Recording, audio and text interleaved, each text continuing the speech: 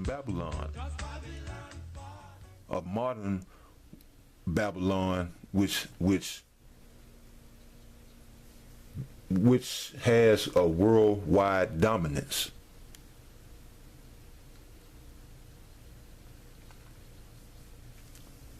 Being America.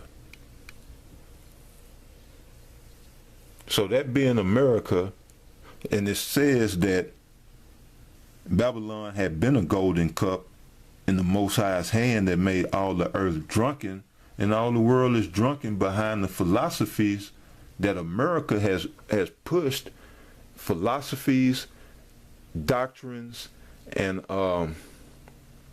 policies that America goes around the world pushing.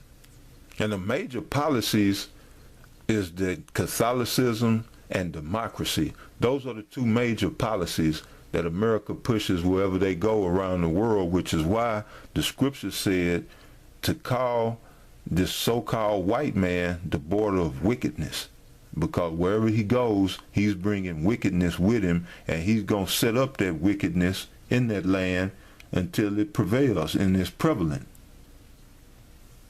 until that whole nation or country becomes wicked and becomes a border of wickedness. Now this is why the whole earth is mad right now. America is at the center of that.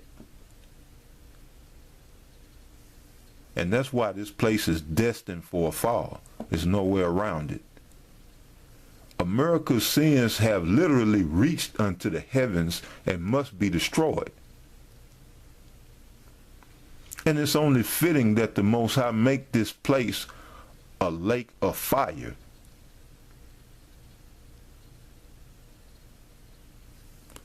But let's read on. Again, Babylon had been a golden cup in Yahweh's hand that made all the earth drunken. The nations have drunken of her wine, therefore the nations are mad. They're mad. They're literally mad, but then they,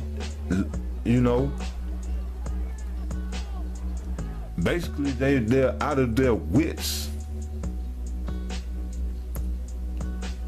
And wickedness will do that to you. The insane practices of this so-called white man will do that to you. They go around, they push homosexuality. They push a false Christianity, and that's a wine that had made, just one of the wines that had made this world drunken. You got the economic policies and practices that's killing Europe in the Eurozone.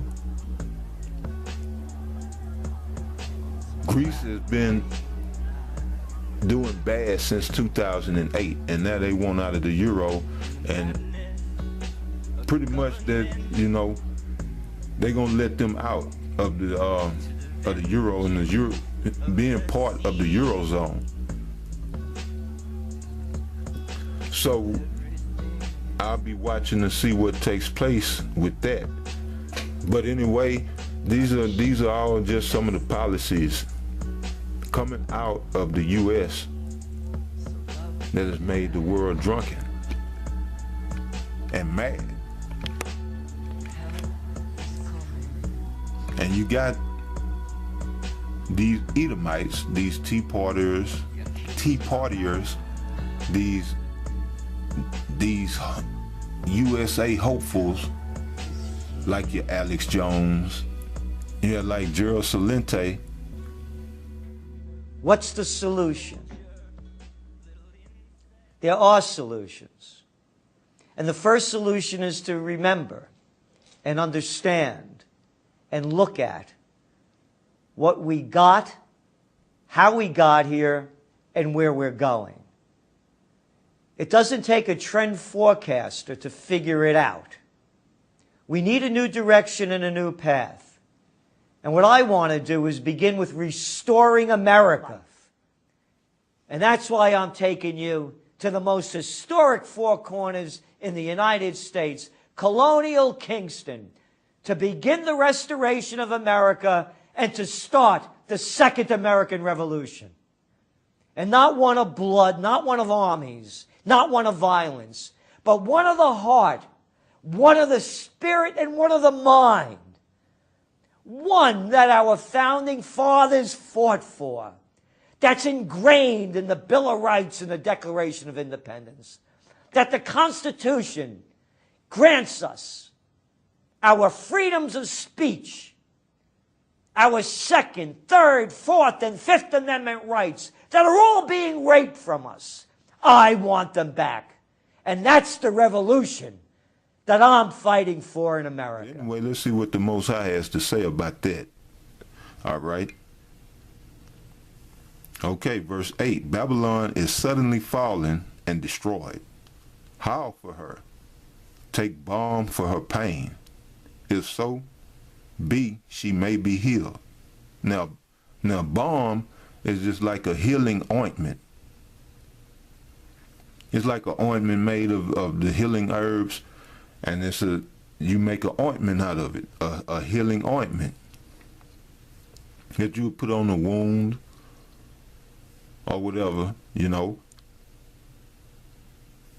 So here the Most High is saying, howl for her, take balm for her pain, if so be she may be healed. So you see different, examples of that balm, going back to Bush with the TARP, the Troubled Assets Relief Program. Grinding to a halt. With the situation becoming more precarious by the day, I faced a choice: to step in with dramatic government action, or to stand back and allow the irresponsible actions of some to undermine the financial security of all. I'm a strong believer in free enterprise, so my natural instinct is to oppose government intervention. I believe companies that make bad decisions should be allowed to go out of business. Under normal circumstances, I would have followed this course. But these are not normal circumstances. The market is not functioning properly. There has been a widespread loss of confidence, and major sectors of America's financial system are at risk of shutting down. The government's top economic experts warn that without immediate action by Congress, America could slip into a financial panic, and a distressing scenario would unfold. More banks could fail, including some in your community.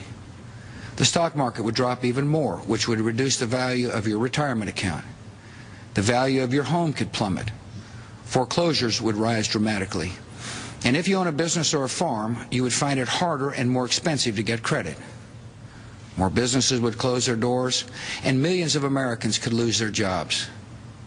Even if you have good credit history, it would be more difficult for you to get the loans you need to buy a car or send your children to college. And ultimately, our country could experience a long and painful recession. Fellow citizens, we must not let this happen. I appreciate the work of leaders from both parties in both houses of Congress to address this problem and to make improvements to the proposal my administration sent to them. There is a spirit of cooperation between Democrats and Republicans, and between Congress and this administration. In that spirit, I've invited Senators McCain and Obama to join congressional leaders of both parties at the White House tomorrow to help speed our discussions toward a bipartisan bill. I know that an economic rescue package will present a tough vote for many members of Congress.